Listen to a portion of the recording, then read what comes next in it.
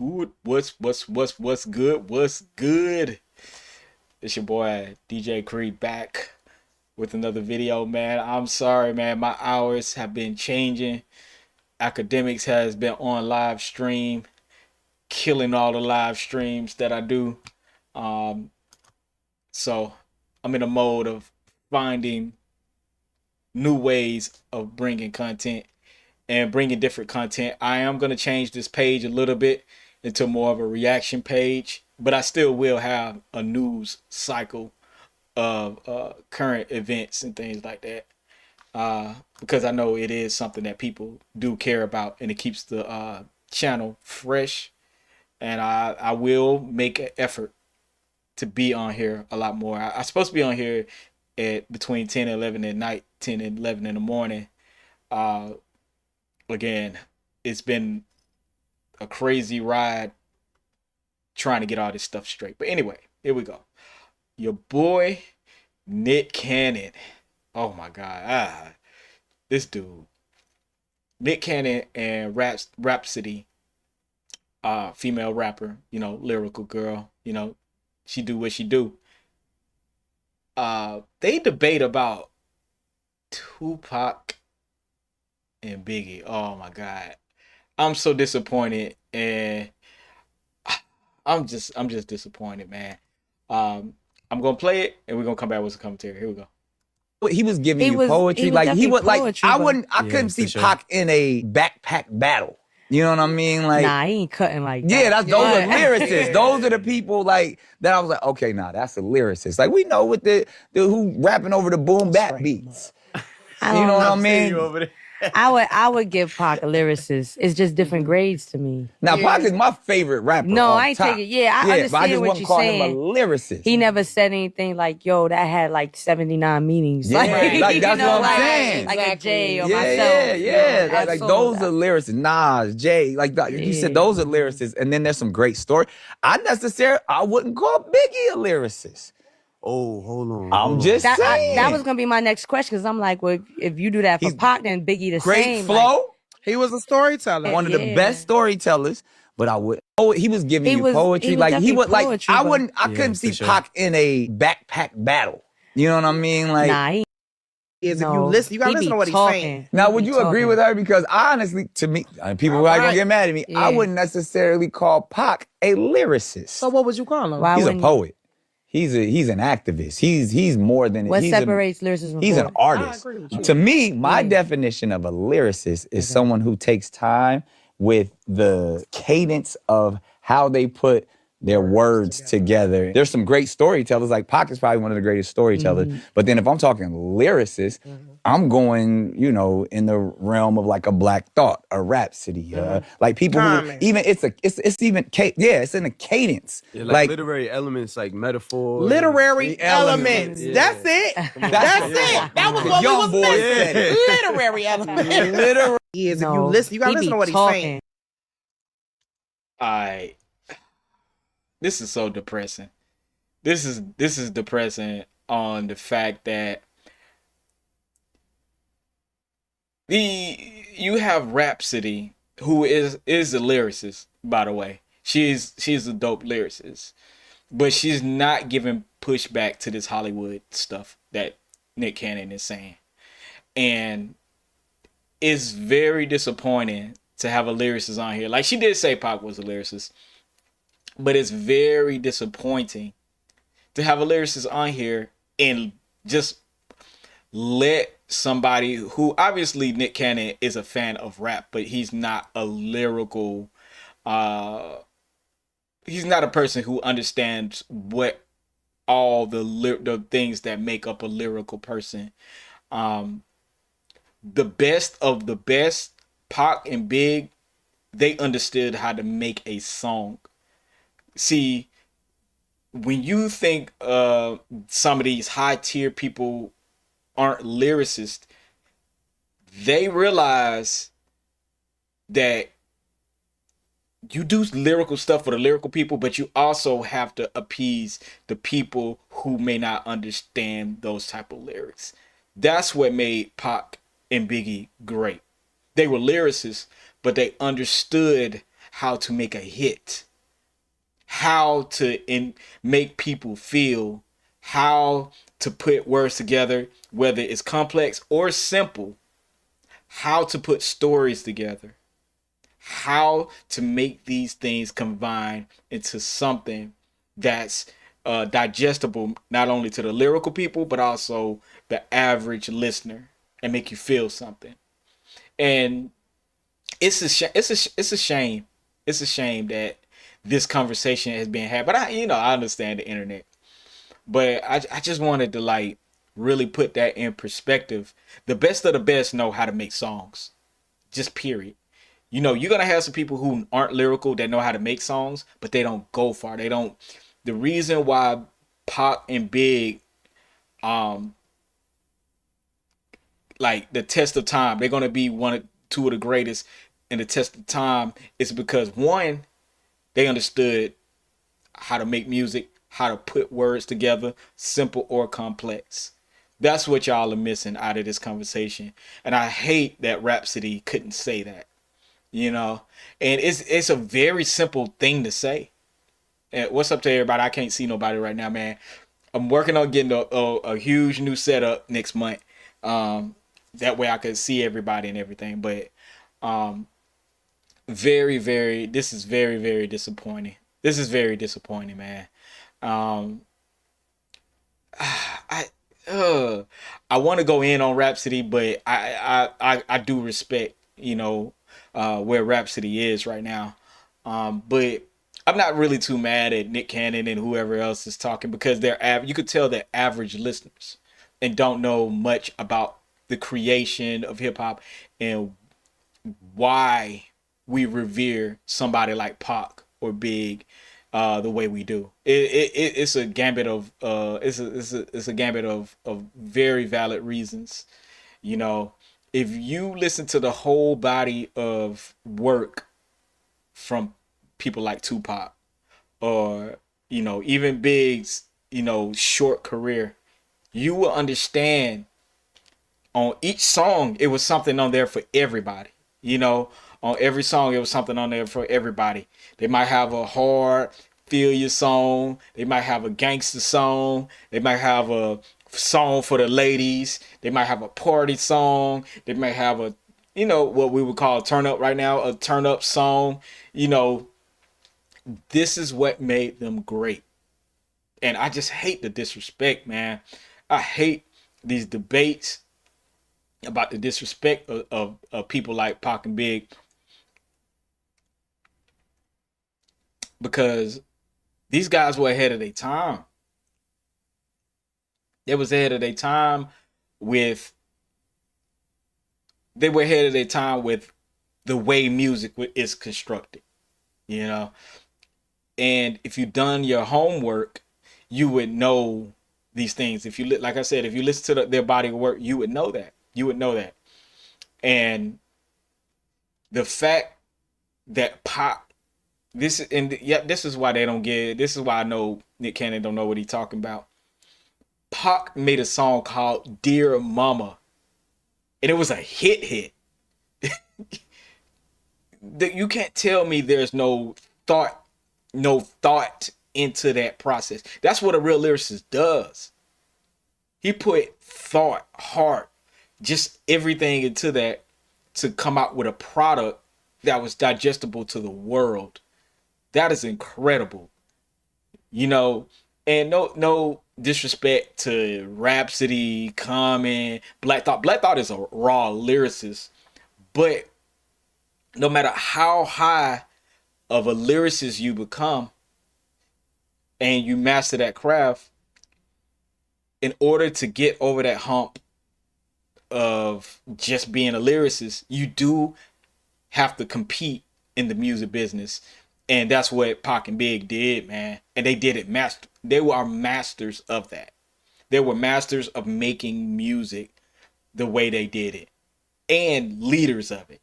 They could have put out some of those songs now and they would still go.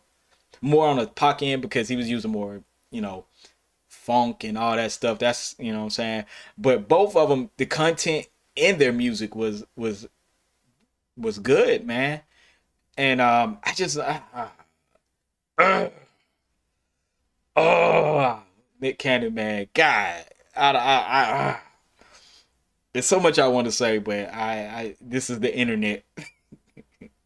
This is the internet, so I'm gonna leave it as it is. But again, it is one of those things. Hey, Ariel, what's up, Ariel? What are you doing tomorrow? I'll probably be doing the same thing. I'm gonna try to get up early, and then I'm gonna try to do one early and do one late.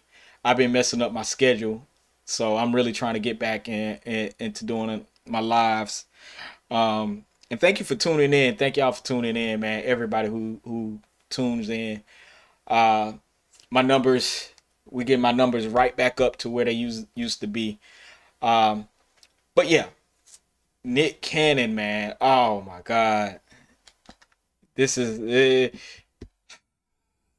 I can't respect this. I'm gonna go to the next story. Y'all give me a second. I'm finna go to the next story. But overall, I just think a lot of people use these opportunities to go viral, and they know exactly what's gonna make them go viral. And it's a shame. It's a shame because sometimes the craft of hip hop gets lost in people wanting to go viral, and I really hate that too. You know, I really hate that. Let's go. Let's get it. Let's go to your boy. Let me fix this real quick. Your boy Elon Musk, man. He all gloves is off. Let's see. It says Elon Musk claims Donald Trump's name is in the Jeffrey Epstein files. He says the truth will come out. Let's hold on. We got to read this. He says, time to drop the really big bomb. The real Donald Trump is in the Epstein files. That is the real reason they have not been made public. Have a nice day. Then he says, mark this post for the future. The truth will come out.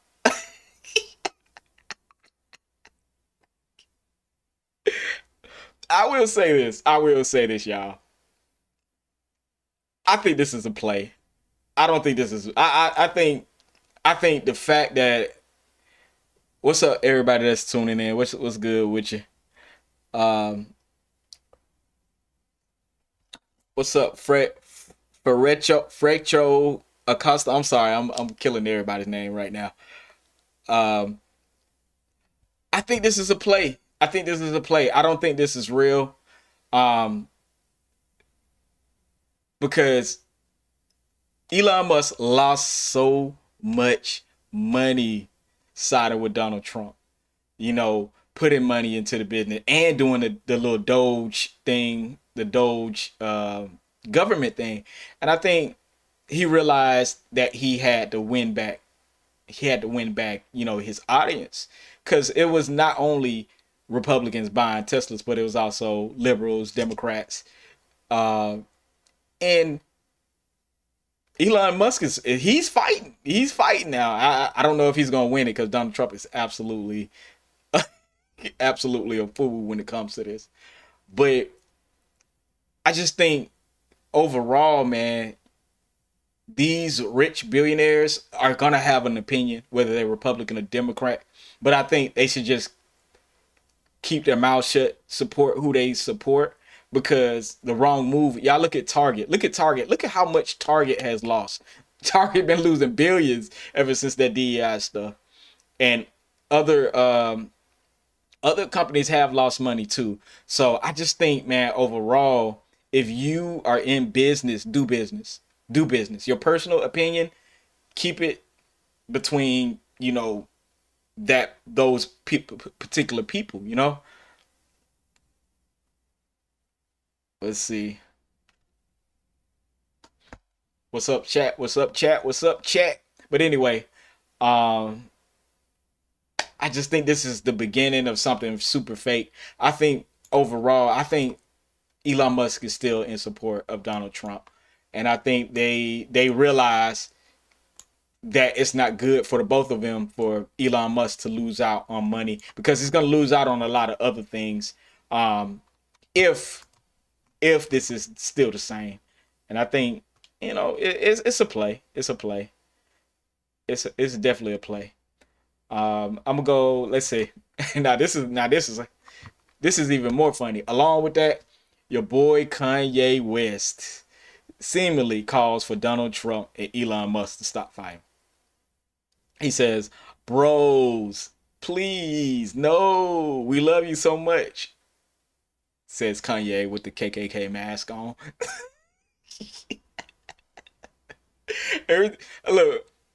Every time I see Kanye West talking right now, I see him talking through a KKK mask. I'm sorry, with the swastika on as a chain.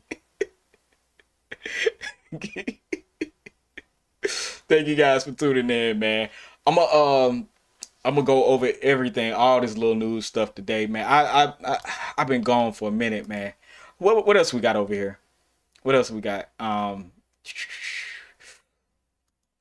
don't know if y'all even care about this, but Ashley St. Clair, Elon Musk's 14th baby mama, offers Trump breakup advice following the drama with her baby daddy. You know, her baby daddy, Elon. She said, "Hey, at the real Donald Trump, let me know if you need any breakup advice." Hey, I'm gonna be real with you. That's funny, but she need to watch her step, man. You know, shoot, Elon Musk got the bread. You better just chill out. Shoot, Elon Musk, think about it. If you egging this on and Donald Trump win, then that means Elon Musk might not have no more money for you. You know what I'm saying? He gonna be worth a lot less. So keep your mouth shut, baby mama. You want some money out of that.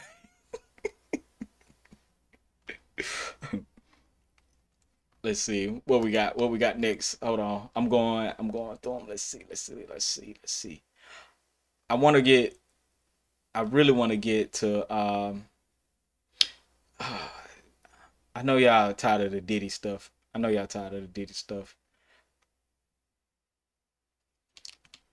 And I'm not gonna lie to you. I have not been focusing on that Diddy stuff forever, but I will do some of this DDG stuff. I'm gonna just do this backwards because I don't. Let's see. I don't know. Let's see. I'm trying to get to everything before I get to the next.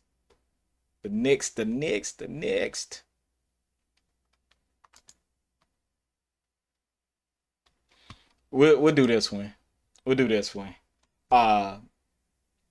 Judge denies DDG's temporary restraining order against Halle Bailey. If y'all don't know, man, this dude is having baby mama drama. I can relate. I can relate for this. I'm not gonna lie to you. DDG and Halle Bailey has been going through this thing of you did this, you did that, you did this. Man, I'm gonna tell you, the easiest way to solve it is just go to court. Because the judge is denying DDG this restraining order. DDG reportedly wants sole custody of Halo, claims Halle isn't mentally healthy enough to take care of their 1-year-old child, Halo. Also alleges Halle tried to have an abortion behind his back, but she didn't go through. That's crazy, man. Like, that don't even have nothing to do with nothing. And I'm gonna tell y'all something. This is for the men that might be listening. When you have a child and you decide to not be with that woman, or you and the woman decide, the woman is always gonna have rights to that child. before you have to file for yours to get your equal rights. You do. You have to file for yours. You have to go to court. You have to fill out paperwork. It is what it is. Is it fair? No. But you're not going, dog. If y'all bash the baby mama, it's gonna make y'all look crazy. It's gonna make y'all look crazy. Go to court. You know what I'm saying? With this mentally healthy enough stuff, it's not gonna work. Let me tell you, a real lawyer would tell y'all, and I'm just gonna be real. A real lawyer would tell y'all, if she ain't crashing out or on drugs real bad, you don't have a chance of getting a child like that. And I'm gonna be straight up. It is hard for any man, especially black men, to just get the child unless the woman is just like, look, I don't want this child, or like I said, is on drugs, or really is messed up, like mentally, really, and you can prove it, and it's medical records of it. So, I DDG is one of the. Come on, DDG. Come on, DDG. Then, okay, DDG's mother says Halle Bailey placed in multiple air tags in DDG's vehicles, claiming Haley allegedly popped up on DDG while he was at the movies with a female friend and tried to fight the woman. Again, this is just normal, back and forth. You did this, you did that, blah, blah, blah, blah, blah. And I think they're young and they're going to look back on this and be mad that this was on the internet. But it doesn't, in the court of law, it doesn't matter. It doesn't add on to the case of custody with the child. And I think that's one of the things that he has to learn. I really do, man. Let's see what else I got on here. I'm gonna try to look. That did his shit. I don't know.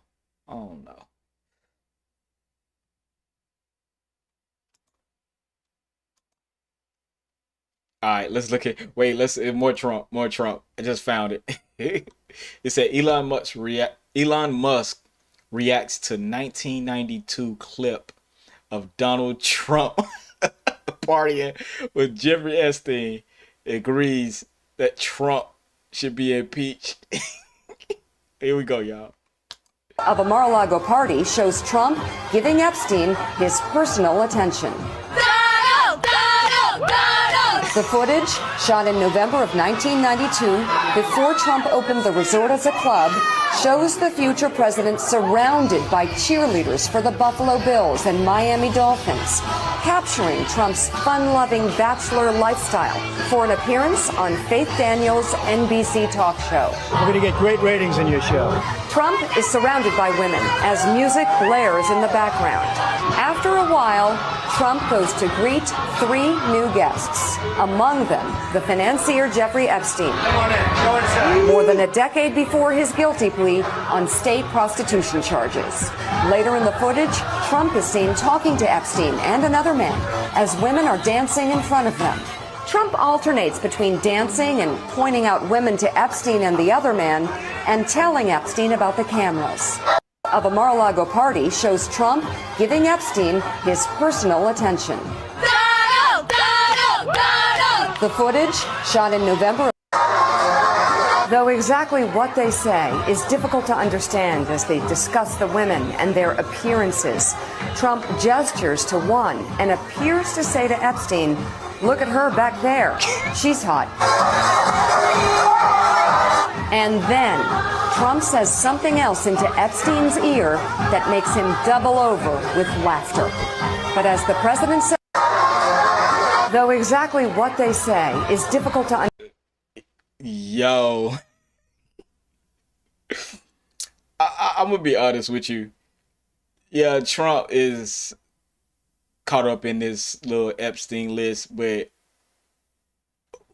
it's almost every other politician. This list will never come out because you're gonna have more than one person in the politics game, rich billionaire. If Elon Musk is willing to expose everybody, then this would be some realists. Let me see if anything else. Okay, it said Elon president versus Elon. Who wins? My money's on Elon. Trump should be impeached and JD Vance should replace him. And Elon Musk responds, yes.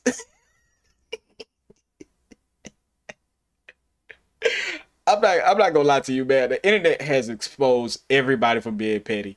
You would think a lot of these guys, because they're in business or whatever, that they have their mind on straight. But you come to realize that everybody a kid, a grown ass kid.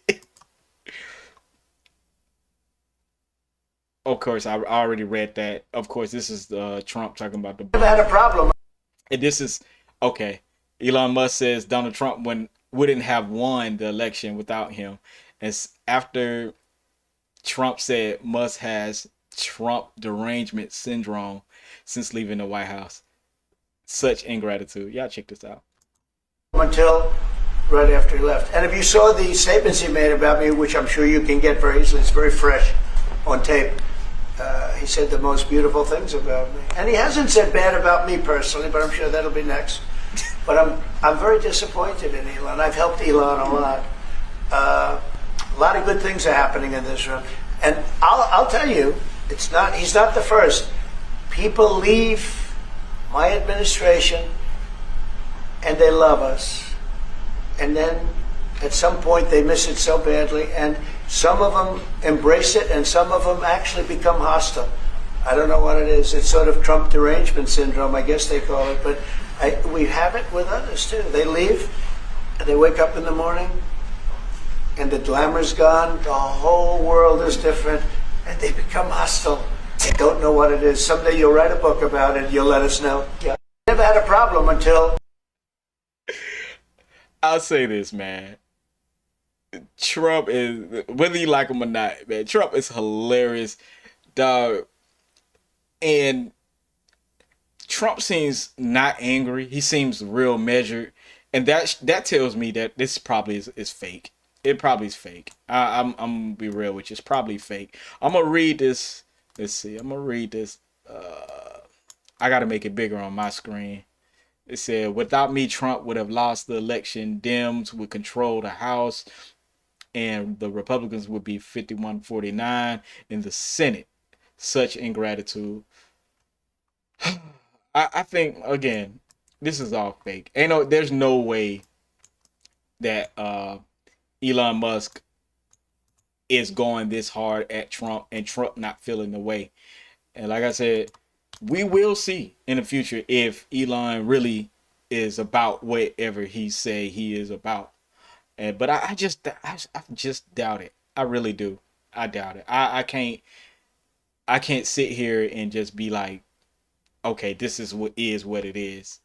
I doubt it. I doubt it. I really want to know what y'all think about it also, man, because I'm having a hard time processing that they this mad at each other, that they would actually, you know what I'm saying, just be on some BS with each other. So I seriously 100% doubt it. I'm going on to some other topics here because I haven't been over here in a minute. Hold on. I gotta hold on, y'all. I gotta talk about this. Oh, here we go.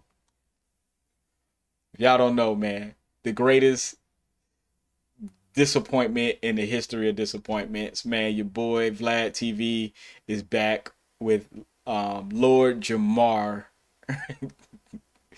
Man, if y'all don't know, man, Lord Jamar and Godfrey quit doing interviews with Vlad TV because of the disrespect Vlad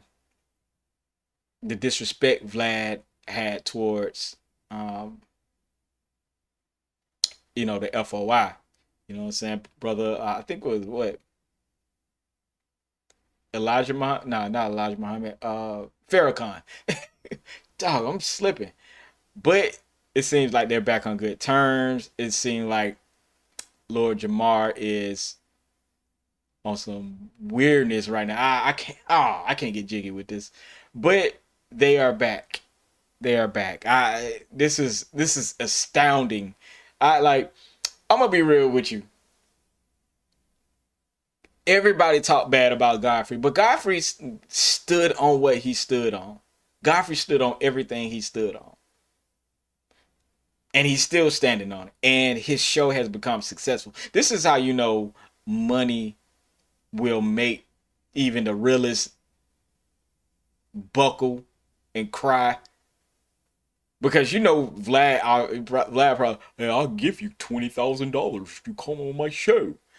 And you know, Lord Jabbar probably like, yeah, Vlad, I'm sorry, man. Yeah, you could talk about Farrakhan if you want to. Just did the check go through? So I just don't think, man. I just don't think this, man. I don't even know if the internet real. I'm gonna be honest with you. I don't know if the internet. Let me try to find some of this real quick with Lord Jamar on there, talking stuff about Vlad. Let's see. I didn't plan on doing this, but I gotta do it. I gotta do it. I gotta do it because I gotta do it. Let me see. Y'all give me a second. Cause I'm so disappointed in Lord Jamar. I can't pull it up as quick as academics do. So y'all give me a second. If it's out here. Let me see.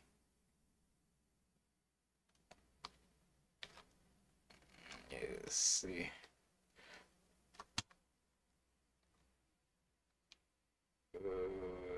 Okay, let me. All right, I'm gonna play some of Lord, just some of the stuff that Lord Jamar be saying. You know what I'm saying? Let me see. This is Lord Jamar saying stuff about Eminem. You know, just to give y'all a context for how he be rocking. And my point is, live niggas, live, you know, people with respect and like people that other people would look up to as far as black men in the hood, don't listen to Eminem, never have listened to Eminem. We can listen, if we hear it, we can say, oh, this white boy rhyme good, but none of us fuck with Eminem. See what I mean? Like, he would go, man, Lord Jamar would say some crazy stuff. You know what I'm saying? Do I think corny black people mess with Eminem? No, I just think people who like that type of music. Do I personally listen to Eminem? No, but I think people respect Eminem's skill. If you a hip hop head, then you know Eminem is rapping at a high skill level. You know, and I respect that at least. You know what I'm saying? Even if I don't personally just be going around trying to listen to Eminem. You know what I'm saying? Like check this out. Hold on. I think this is Eminem supposedly responding. Let me see. Here we go. I never said I wasn't a guest. Right. Like, I'm absolutely a guest. Like, I never said I wasn't. Right.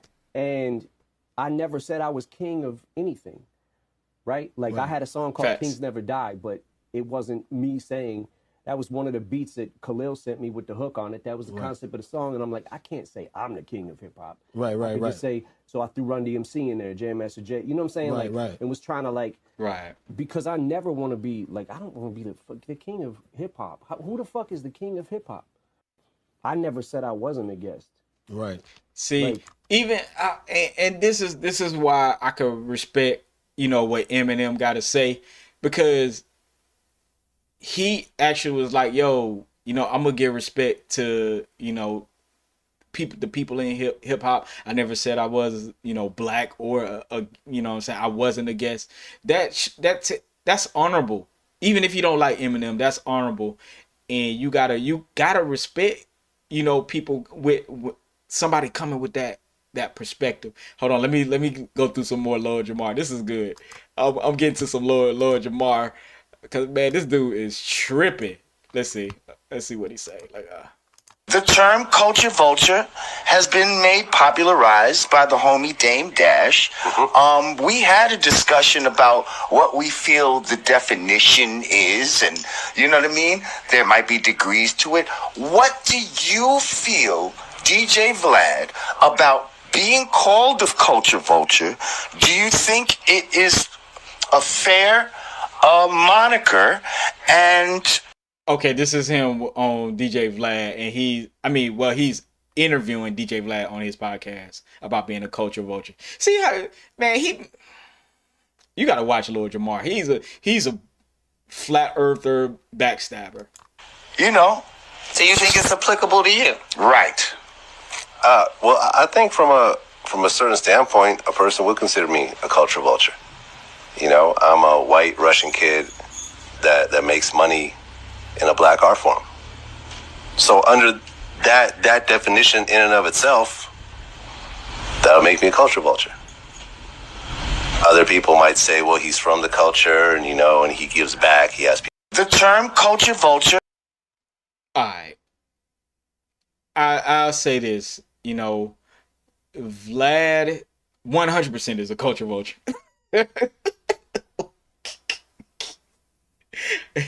Just because you give back and you do stuff for the community, but you take advantage of the community, you're still a culture vulture.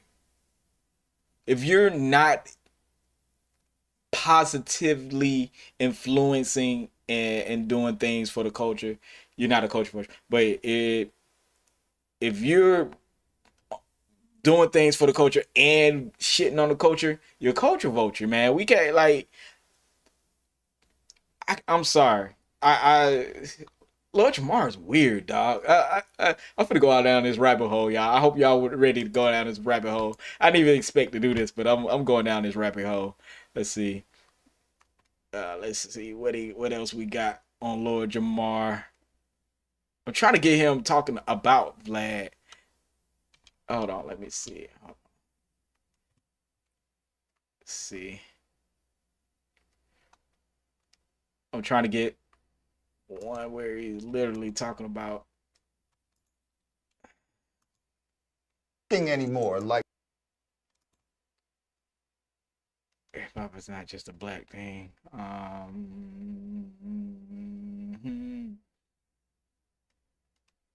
Okay, here we go.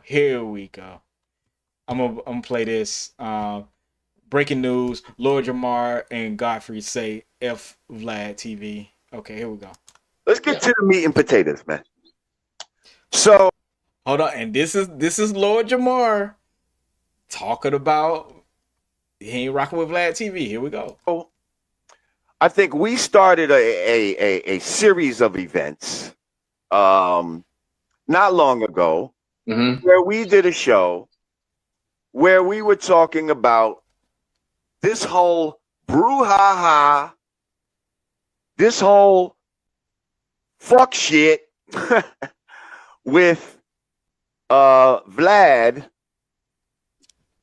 not apologizing to the Honorable Minister Louis Farrakhan for misquoting him and mischaracterizing his statement while in an interview with D.L. Hughley.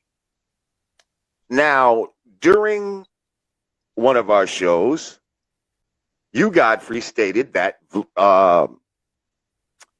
Vlad said, well, he'll apologize if he can have a meeting with Farrakhan. Wow. Well, this is, yeah, and here's what's fucked up. A lot of shit hit the fan. Yeah, because I was thinking, because of my knowledge of the minister, from me growing up in Chicago, when I started in college, and this is when I was listening to you guys, Brand Nubian, listening to public, all that stuff, when I was getting to that consciousness, that black power shit, I would go to the mosque to watch him speak, to watch Wali Muhammad. I would go, because I want to go see what was up. So I would see him live. So I was watching the minister for a long ass time. You understand? A lot of people just started listening to him. A lot of people that come on these things talk that shit and just start listening to him. You know, I used to play his tapes in my college dorm. I said tapes now. I said cassettes. Right. That's what I used to do. You know what I mean? So we know you old. Knowing what I know about the minister, he would always say, if anybody wants to talk to me, we can sit down and I will meet with you. Let's sit down and have a real dialogue. That is why I brought that up. I wasn't bringing up, hey, he wants to sit with a minister so he can get numbers on his. That was not my fucking purpose. And another thing is, he said, I don't need him to be on Vlad to interview. I'll talk to him on the phone one-on-one. That's what he told me. Right, now that's something that wasn't clarified. And clarify it because first of all, in the spirit of fairness, I'm just gonna say that I think a lot of people jump to the conclusion that Vlad was trying to get an interview and trying to monetize the situation. Wow. Where I don't think it was clear that he actually didn't say that. Like he said it could just be something on the phone or whatever the case, or they can shoot it and put it on there, whatever the case, however they want to do it. Like, but he didn't necessarily want to monetize it in that kind of sense. And I think a lot of people assumed that. So that's neither here nor there, whether he wanted to monetize it or not, But to be clear, in the spirit of clarity,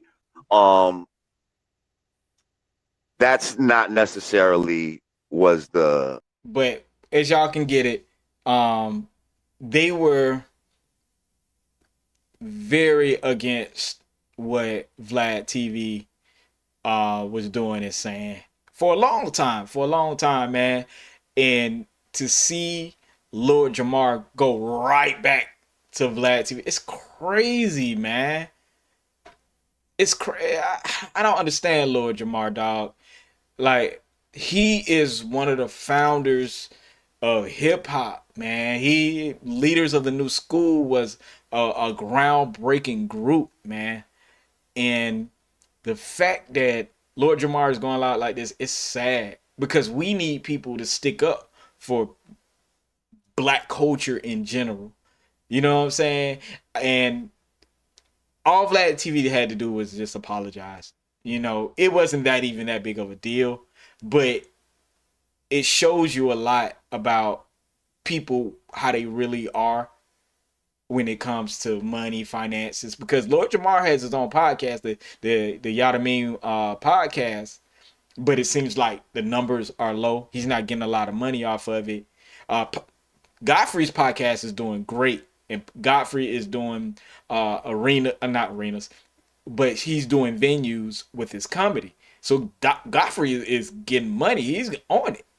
So Lord Jamar is in a position. Lord Jamar can't sell no music. His podcast is low, got low numbers. I think he was doing like 10, 15,000 every time he podcast. He only podcast like 2 or 3 days out the week. So I just think, man, overall, man, it's sad. It's sad the way he going out right now. Let me see if I could do anything else on Lord Jamar before I let's see. Let me see if Lord Jamar Godfrey will come up.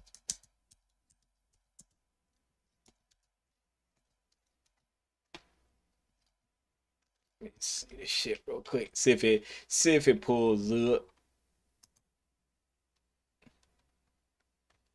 Let me see.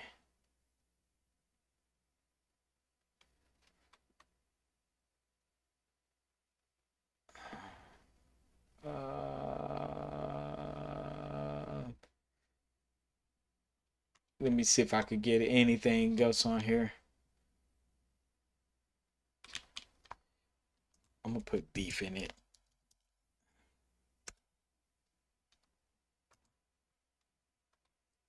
And I'm gonna see if it come up.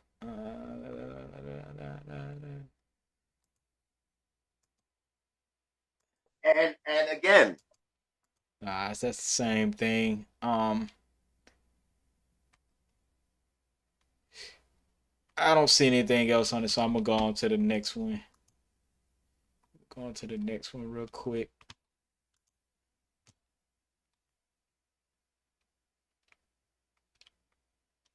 All right, I'm gonna go into this Cooking with Kaya stuff because this. Give me 2 seconds.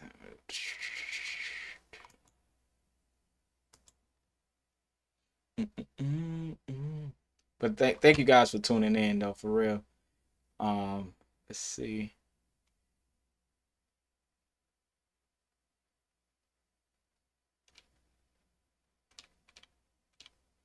Let me see. What the heck is.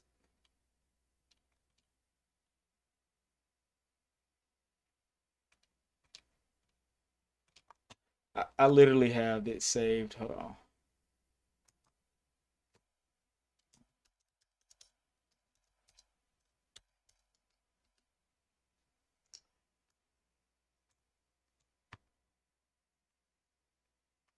All right, here we go.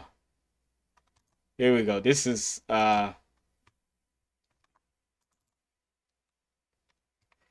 Cooking with Kaya, y'all. This is Cooking with Kaya breaks down during her live stream over nasty comments she's received online. Also speaks out about Kai Cenat blocking scandal.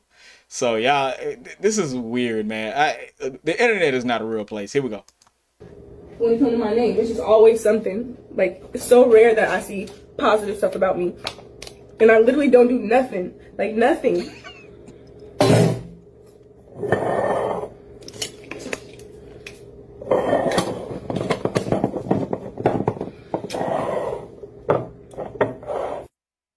When it comes to my name, it's just always something. Like, it's so rare that I see positive stuff about me. And I literally don't do nothing. Like, nothing.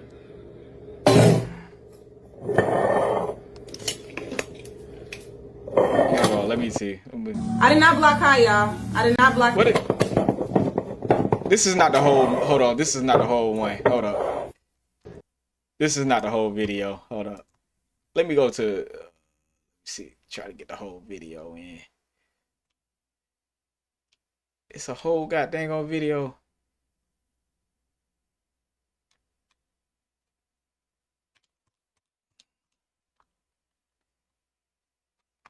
Y'all, I think her team scrubbed that video, yo. I just had the video. Give me a second. I did see some of y'all comments.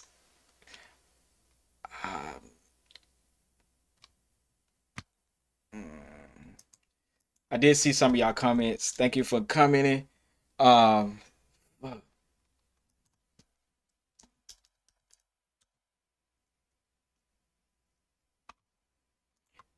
Yeah, I think her team scrubbed that video. I don't even see it no more. Let me see. Yeah, the team scrubbed the video.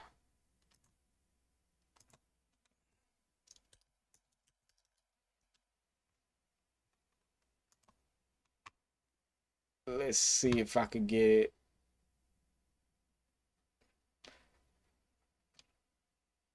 I do have it. I do have the video. I have a saved version of the video, and I'm gonna play that for y'all real quick.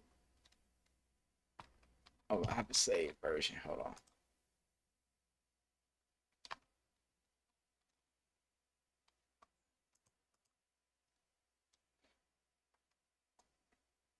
Sheesh. This is gonna be a little. It's gonna be a little rough, y'all. It's gonna be a little rough. Y'all don't understand how rare it is for me to cry. Like, it's so rare. I have to do this the hood way. My bad, y'all.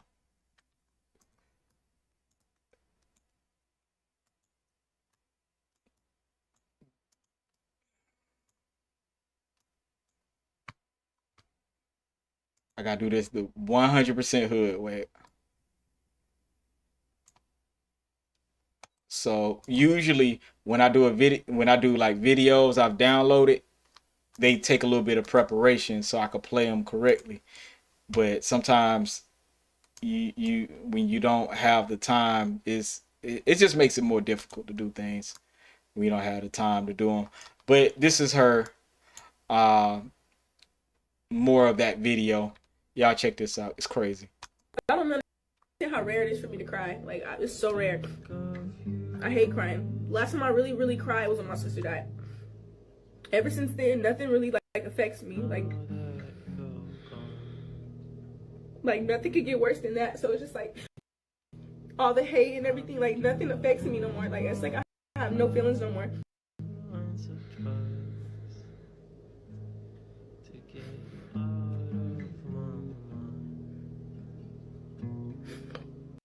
Y'all don't know.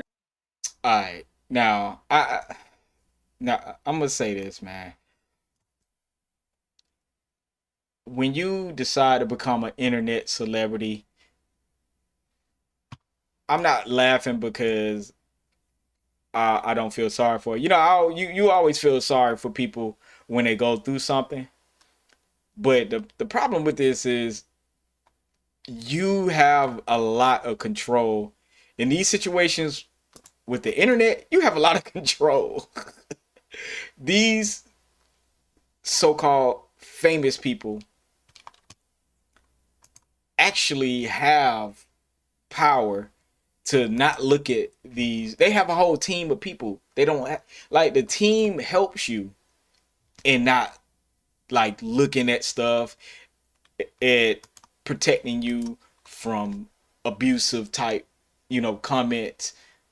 It protects you. Like, you have a whole team of people that help you. These people, these famous people have teams of people, do hair, makeup, all kinds of things. This is unacceptable to just be posting up with a camera crying like this. Because people, I'm gonna tell you, people love when they see their favorite celebrity or a celebrity doing stuff like this. People love it because they get to make fun of it. So I just think,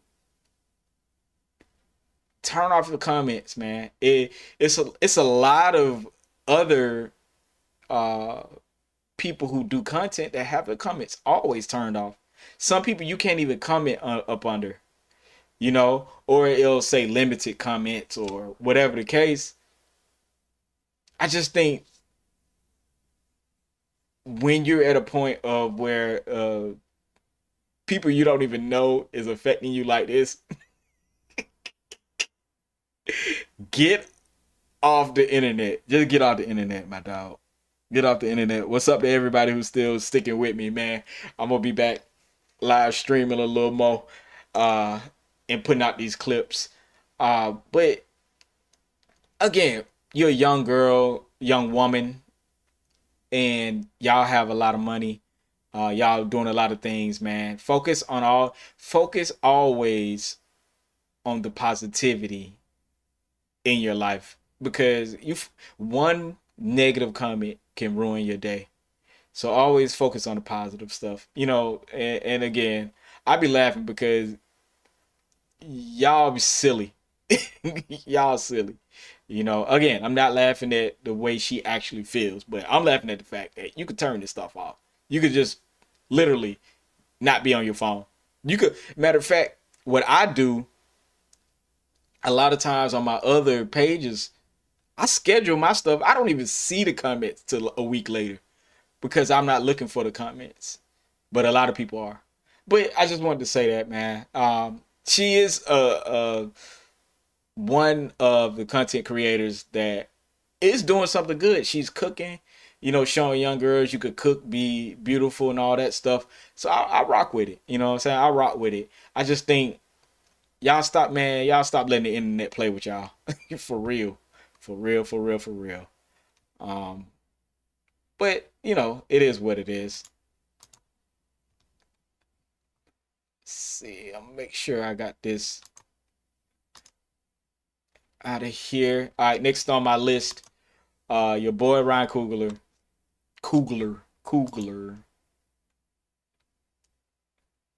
And if y'all haven't seen Sinners, man, go watch Sinners, man. Is it the best movie in the world? No, but it's a great movie. Just to have, it's a fun movie. It's a fun movie. I don't care what you think about. It's not enough vampires, or it's not original or it's too whatever, go watch Sinners, man. When Sinners is a fun movie, man. I put it like this: I didn't expect it to be what it was, but it is what it is. It's like a scary musical suspense thingy, featuring, you know, back in the day, being back in the day. You know, it's good. It's good. All right, it says director Ryan Coogler calls Malcolm X the most important American film ever, made over The Godfather or Citizen Kane. It says Spike Lee has two of the best movie openings ever with Do the Right Thing and Malcolm X. Again, this is just something I wanted just to see. You know what I'm saying? I rock with Ryan Coogler. Here we go.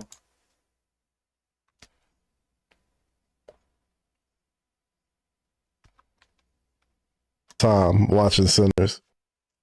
Sat right on that couch and said that. I mean, he gave me some of the greatest. I mean, he gave us as human beings some of the greatest. I mean, look, bro, I don't want to bring up his old work or why he about to make. That's a fact. You know, like something like why he's about to put something out. Yeah, but I think that Malcolm X is the most important American film ever made. Mm-hmm. No question. To bring up another to mention other films that are as great as his film, you got to bring up Godfather. These are fictional characters for the most part. You got to bring up Citizen Kane, which is a spinoff of a real guy, but it's also fictional. Guy, yeah. Like, and none of those mobsters that the Godfather is based on, or the guy. Citizen Kane is based off of. I think it's William Randolph Hearst or something like that, who Citizen Kane is based off of loosely. I don't think they were as important Americans as Malcolm X was. Mm-hmm. You know what I'm saying? Like just in general, like there's a heaviness that comes with even like what Malcolm X is. Yeah, you know. I will say this. Okay, I'm gonna stop it right there because it kind of getting to the point slowly. But I will say this, culture-wise, for Black people, absolutely Do the Right Thing, Malcolm X are some of the greatest films for African Americans. And that's not taking away nothing from The Godfather or Citizen Kane. We like, first of all, I like movies. I like the creative process in it. You know what I'm saying? So, like, all these movies have a creative lens, a flair. They have a like in Black film in general, we do put messages in it. We put history. We put teaching moments, learning moments, and things like that into our movies. That's what make them special to Black folks. Because even if it's a good movie, it's also always something deeper for us to digest. There's something specially for us. And I think Ryan Coogler, that's what he meant. I was not gonna like listen to him almost get it right, but that's the reason why these films are important to us. You know what I'm saying? And important to American society because, you know, Black people do contribute to the American film. And Ryan Coogler is one of those guys who's going to be in that same conversation eventually, because he has been doing very well with putting messages, putting history, putting things that relate to a culture of people or people in general, Black people, you know, really, really, really smart people, really people who pay attention to things, know how to put that stuff in there and make it entertaining without over preaching. So I just think that's what it is with that. You know, I hate to babble on, but sometimes when I see a positive thing, a positive message, I want to you know, give that some light, man. But next on my list of debauchery Diddy's friend, good old Diddy stories. Diddy's friend for over 35 years, Charlucci Finney, calls Cassie's friend Brianna Bolongalang testimony at Diddy's trial not credible or believable, and says Diddy's entire team is very optimistic, revealing that Diddy is anxious for his legal team to present his case. Y'all check this out. Let's go. Okay. So do you think that Brianna is believable? Absolutely not. I mean, she couldn't remember anything. I mean, and someone just asked me a minute ago, like, why do I think she couldn't remember nothing, right? My thing was, if it's the truth, you remember, right? Lies are hard to remember. The truth is easy to remember. It seems like they were trying to be like, well, this girl's just always high. So this is why you can't rely on someone's memory who is always on these hard drugs and is always on a bender. So why bring her? That's what I would say, right? Why would you bring her if you felt that's going to be her demeanor? Why bring her as a witness? Facts. So you think she was a failure? I don't know if she's a failure, but I knew she wasn't believable at all. So I don't know what's the angle or what they were doing, but she definitely didn't come off credible at all. Okay. And tomorrow we're expecting to hear from the woman who they're calling Ching. Any expectations for that testimony? It's going to be lasting a long time. It seems like it could be the next big shoe to drop, so to speak. I don't know. I don't know about a shoe being dropped, but I'm just like you. I'm waiting to see tomorrow who Jane is and what's happening with that. But I mean, I believe strongly in our defense. His defense team is amazing, and like I said, this is a very smart judge. The jury's smart; they're paying attention, and you know, nothing's gonna slip by nobody. Everybody's prepared for tomorrow. You've been there every single day. Have you been this close to the family all along, or have you really grown? Now, over 35 years. Over 35 years, me and Puff has been friends. His children, I call them my nieces and my nephews. We're like a real close crew. And have you been to see him since the trial started? Yes, but you know, I reserve that time for him and his family, like his immediate family, his daughters, his mother. All right, I again, this is more Diddy trial stuff. If y'all been keeping up with the trial, man,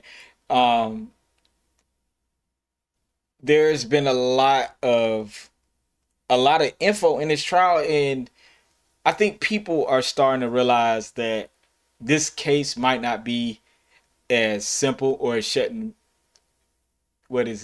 open and shut case as they thought it was.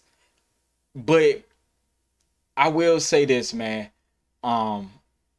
It's revealing that Diddy was a terrible person, man. It's revealing that he's gonna have to do a lot to win people back if he gets out. If he gets out, he is just gonna be like, he's gonna have to kiss some real ass, you know. But I will say this: the people like this guy right here, his friend, the people that stand behind Diddy are gonna be rewarded first. I will say that. You know, I don't know what Diddy's gonna do for him, but they're gonna be rewarded. They're gonna be rewarded because you don't see a lot of celebrities standing behind Diddy right now. And it's telling because nobody wants to be involved in a bunch of BS. I get it, but if you didn't think Diddy did nothing, you'd probably be, you know what I'm saying, you'd be like on his side. But I guess it's one of those things where people are worried about their own, you know, safety. Being on Diddy's side has become a liability for some people. So it is what it is. Let me go to some more.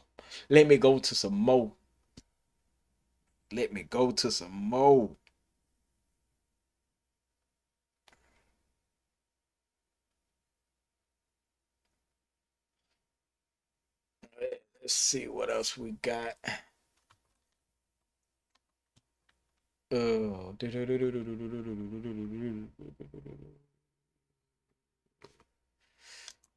I'm gonna go to this. This is hilarious. It says Michelle Obama reacts after her daughter Malia officially drops Obama from her last name. and said she's just trying to make her way. For those who don't know, Malia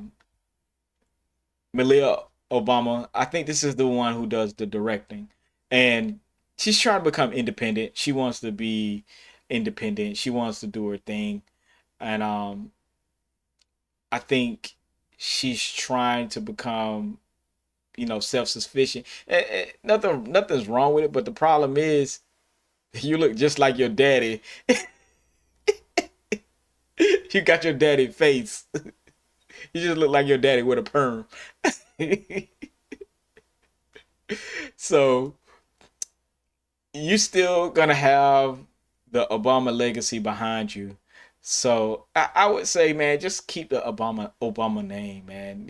You're gonna be judged off who your dad is, who your mom is, either way, and it's necessarily not gonna be a bad thing for you.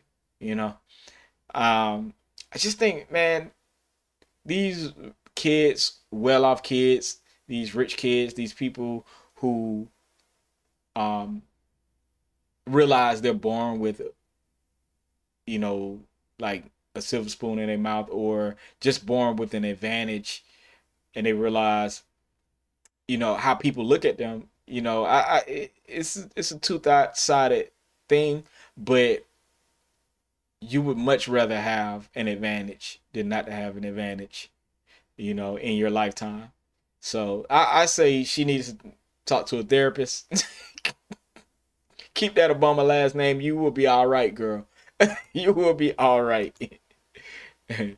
Let's see. Let's see. I'm gonna get.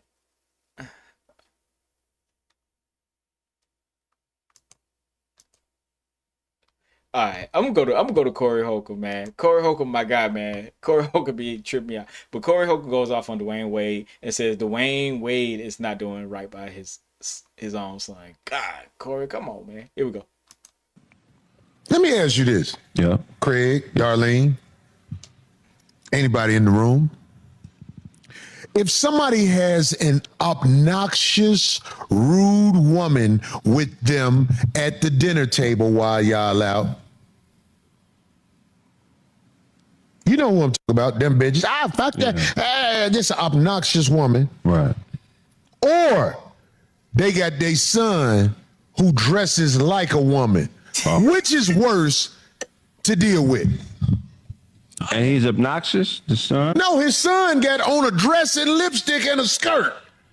That's, man, I Which is worse? I guess for you guys that would be worse, but I think anybody that is interrupting.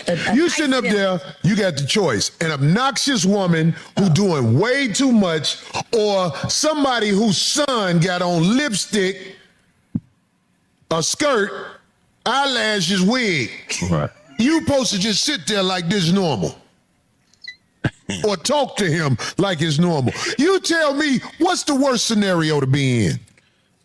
You know what I mean? Wait, did that just happen? No, I saw this interview with Dwayne Wade, and I just don't understand why Dwayne Wade likes to talk about everything good about his son except the elephant in the room. Because D-Wade, all you got to do is look at D-Wade nails. He got his nails painted? You got to see this, dog. D-Wade been dressing like this. He used to wear the capris with the motherfucker. Look, D-Wade don't want the smoke like his son want the smoke. His son don't care. Right. I don't care. This is who I am. But D-Wade wants to try and make it seem like this is something, he wants to make it seem like something's wrong with you for not just accepting this for what it is. Man. And we're going to talk about that. Let me ask you something. Is the video... him and Magic Son about to do a movie together. What is it called? Tu Wong Fu 2. Tu Wong Fu 2. Hold on. Look at this, man. Look at this. Wow. Wait. Hear him talk. And it was amazing. Since then, okay, but enough. Cut it off. Wait, does he have diamonds too? D-Wade is low-key exploiting his son. Let me tell you something, agree man. with We finna get into this, dog, because I'm not finna let it ride. And everybody be talking about Corey foul. Corey ain't foul. Corey is the elder in the village, and I'm speaking up for the village. Right. Right. Can we get that nonsense off the screen? I just wanted people to hear it. Hold on, now check this out, man. If you step to me with a boy like this, and you expect me not to address the elephant in the room, I already know you're going to be mad at me. Because I'm going to say, hey, what the fuck wrong with your boy? You know he can't be around my boys. I don't want none of that toxic ass-up enemy behavior. Toxic masculinity. Ass up enemy. That's what I call it. Toxic ass up enemy behavior around my young boys. They should not have to feel the pressure of smiling it off with this man who found a way to tuck his nuts in a thong. My boys ain't got to go through that. Everybody wonder why motherfucking LeBron left Miami. There it is. That's why LeBron left Miami. I don't care what nobody say. LeBron didn't want his sons growing up having to smile and hoop with somebody who only posts you up. You can't bring no boy like that around the real elders of the village and expect us not to say, put that boy somewhere. You can't do it. I don't care what they trying to make us be in this world. You cannot present somebody like that and not expect me to address it. And that's what I'm doing, addressing it. You had me thrown off by that because I saw him, Dwayne Wade's nails. He even had embellishments on them, like little This is diamonds. cold blood. I saw his nails. Yeah, yeah. See, D. Wade ain't doing right by his son because his son shouldn't have to face it by himself. D. Wade has evidence of boo-booic blood going on in his world. Let me ask you this. Yeah. I will say this, man. You know,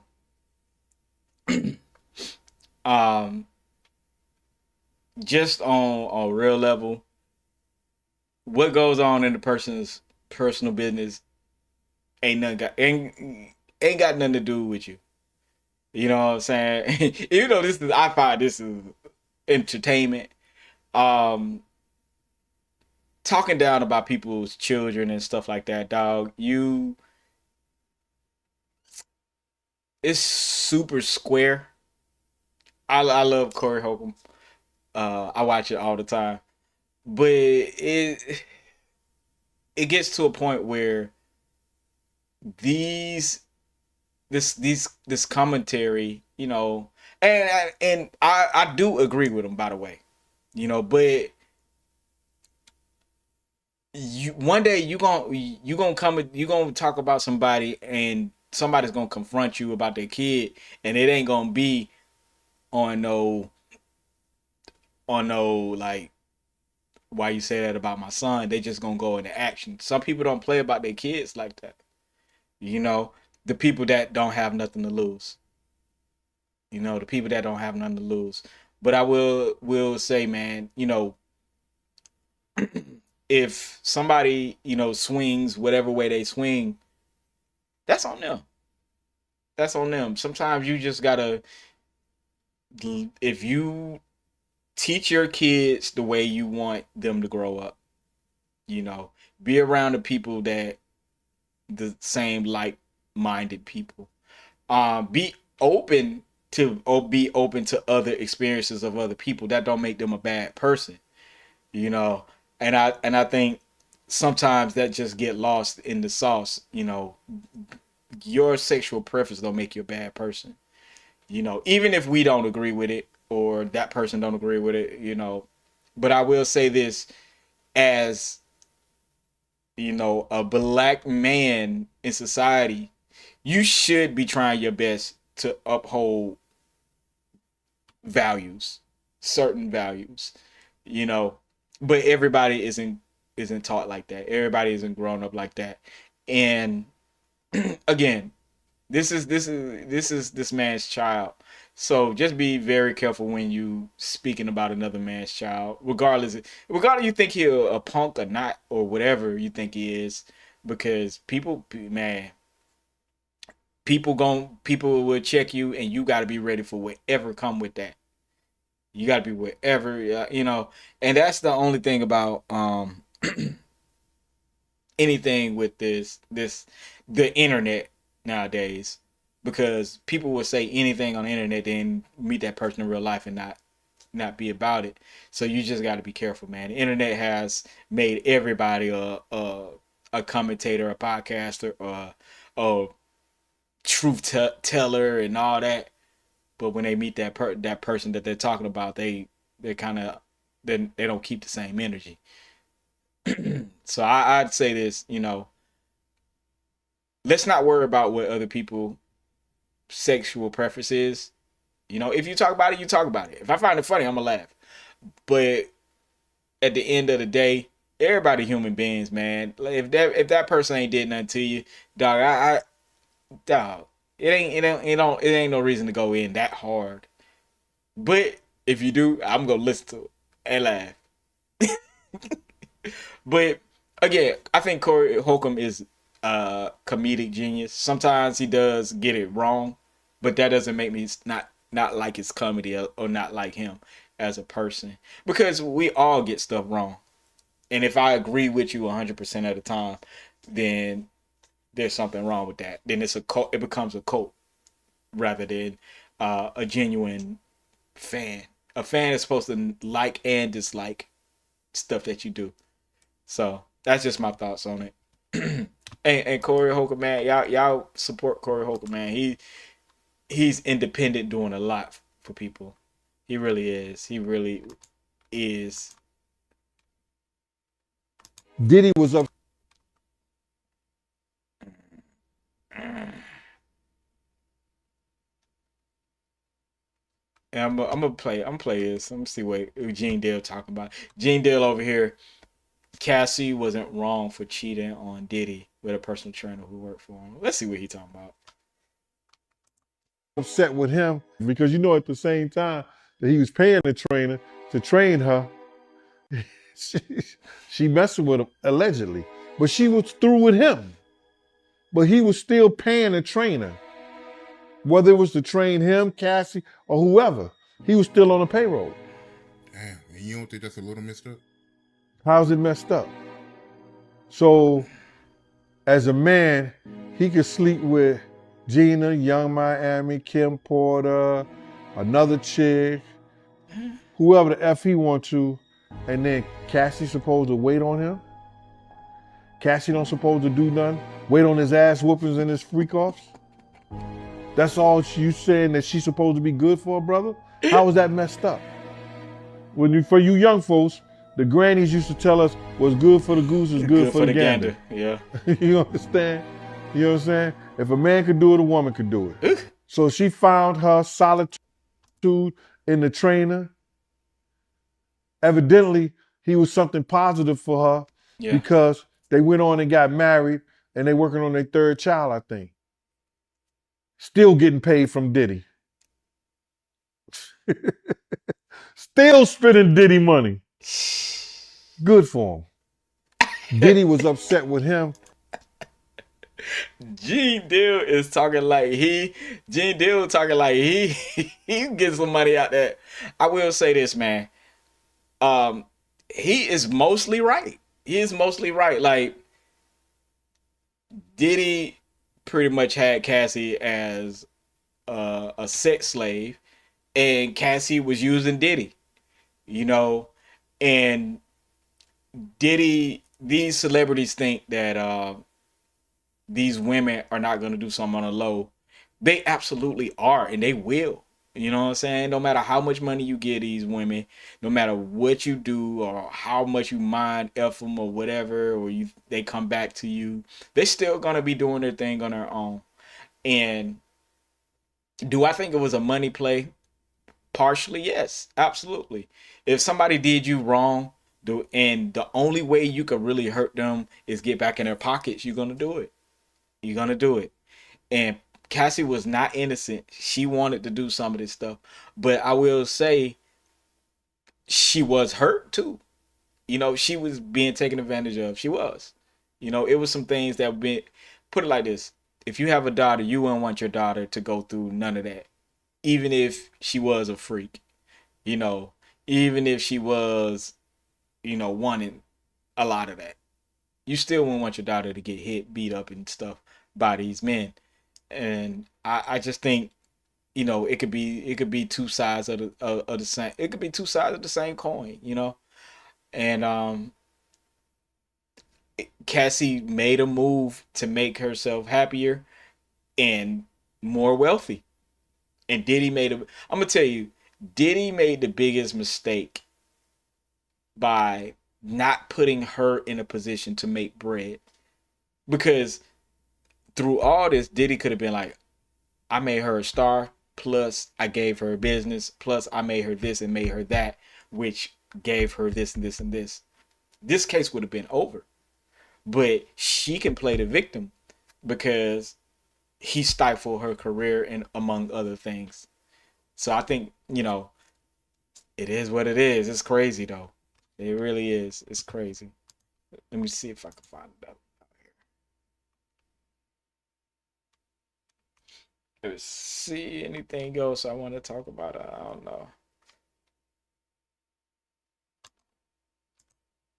Nah, this is I don't know, man. Gene Deal sometimes he just be talking and talk. Gene Deal says Cassie's secret love for Tupac led to Diddy mistreating her. Let's see what this clown had to say. I don't believe this one. Bruh, I come to find out that, and people gonna think this is weird. Cassie was a die-hard Tupac fan. Cassie loved her some Tupac.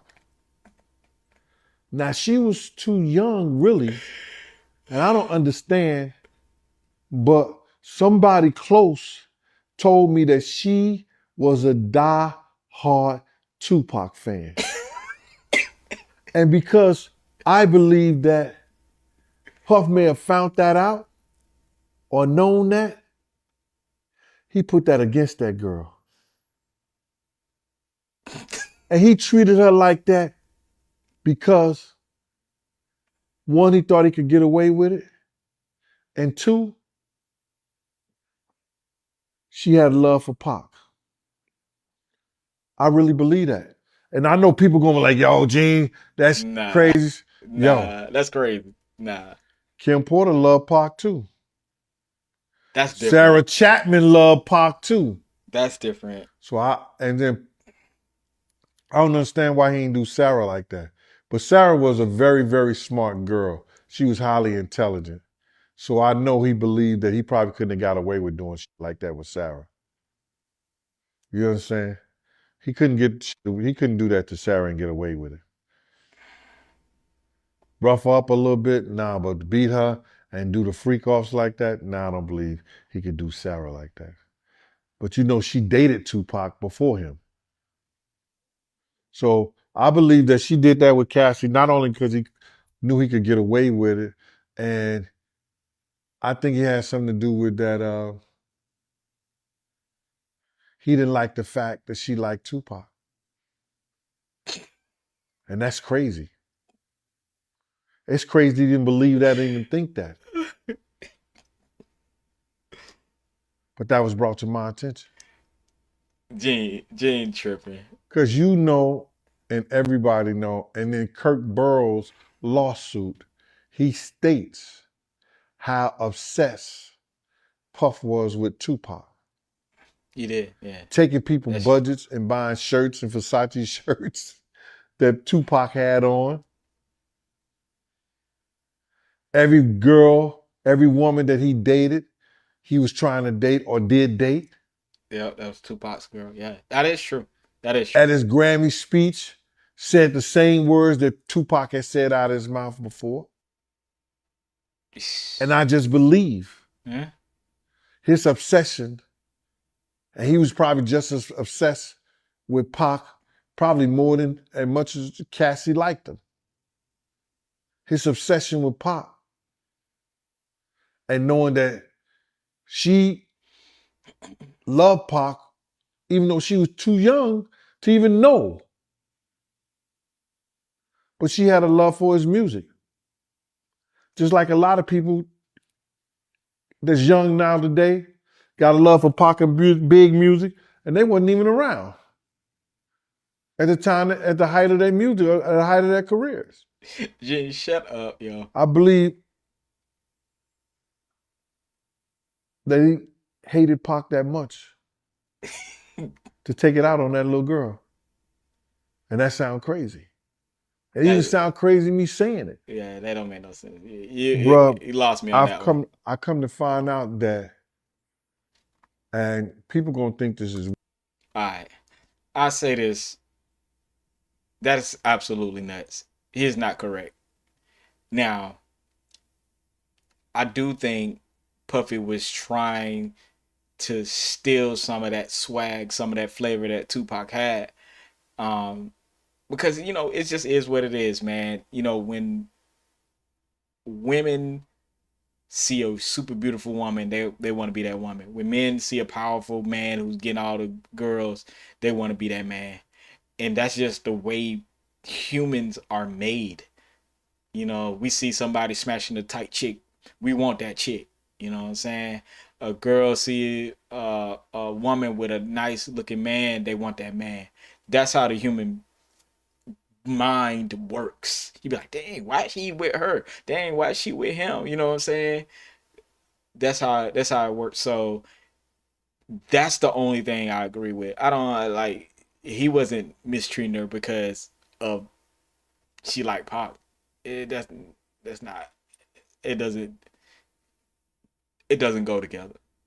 But I do think Gene sometimes embellishes a lot of stuff because he has like years and years, 6, 7, 8 years of video. So he has to start being creative with the things he say. But it is what it is. It is what it is. I am about to get off this thing though. Make sure y'all like, comment, and subscribe. I got way more videos, way more stuff going on. I will be live streaming a lot more. Thank you guys for tuning in. I'm trying to get back into my mode of doing this all the time. Trying to get the bugs out of this also. But again, thank you guys. It's always be a pleasure. I never thought I would even have any views on any of my stuff. So make sure y'all tune in and look out for me. I'm trying to get some kind of schedule to where this thing works, where y'all could see it. Just trying to get it all down.